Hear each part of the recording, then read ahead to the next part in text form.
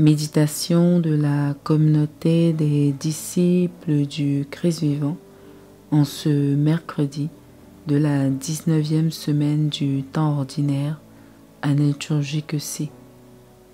Évangile de Jésus-Christ selon saint Matthieu, au chapitre 18, les versets 15 à 20. En ce temps-là, Jésus disait à ses disciples: si ton frère a commis un péché contre toi, va lui faire des reproches seul à seul. S'il t'écoute, tu as gagné ton frère.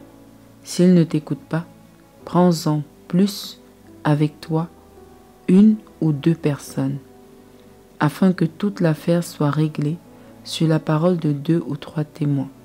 S'il refuse de les écouter, dis-le à l'assemblée de l'Église.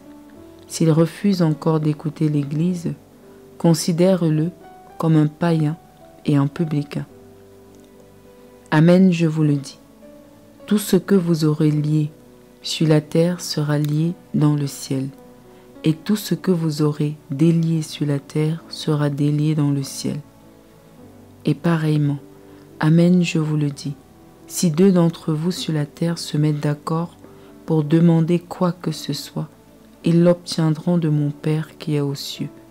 En effet, quand 2 ou 3 sont réunis en mon nom, je suis là au milieu d'eux. Acclamons la parole de Dieu. Méditation.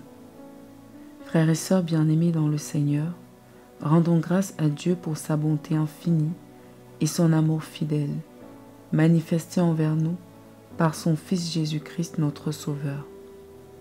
Aujourd'hui, le Christ décrit à ses disciples le processus de correction fraternelle pour réparer le tort commis et maintenir l'unité au sein de la communauté.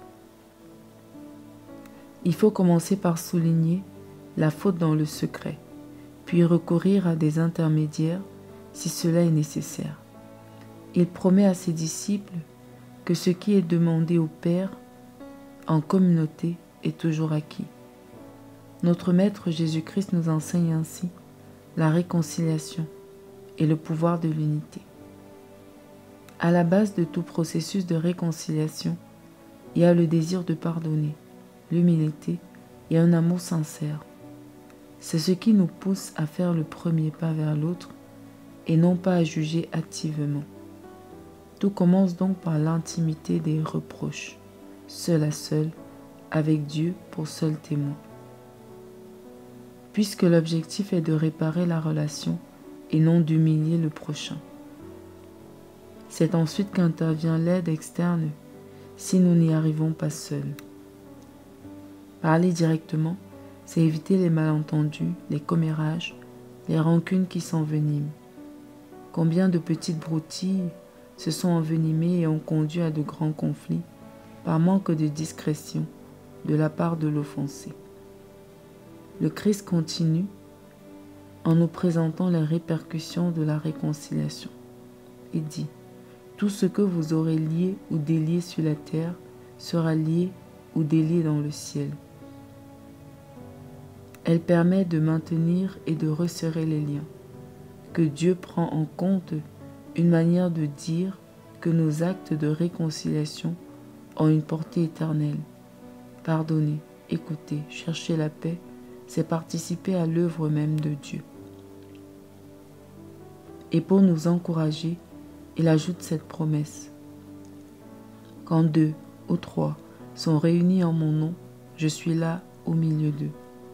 Cela signifie que chaque tentative de paix, même fragile, attire la présence du Christ.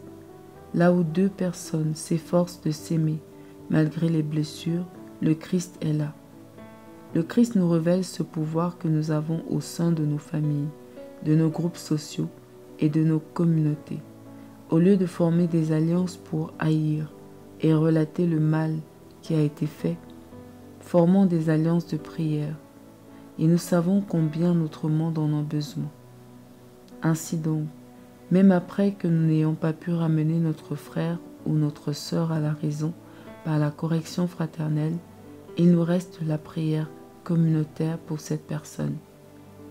Alors des questions se posent à nous concernant cette situation de tension entre nous et nos familiers, nos amis.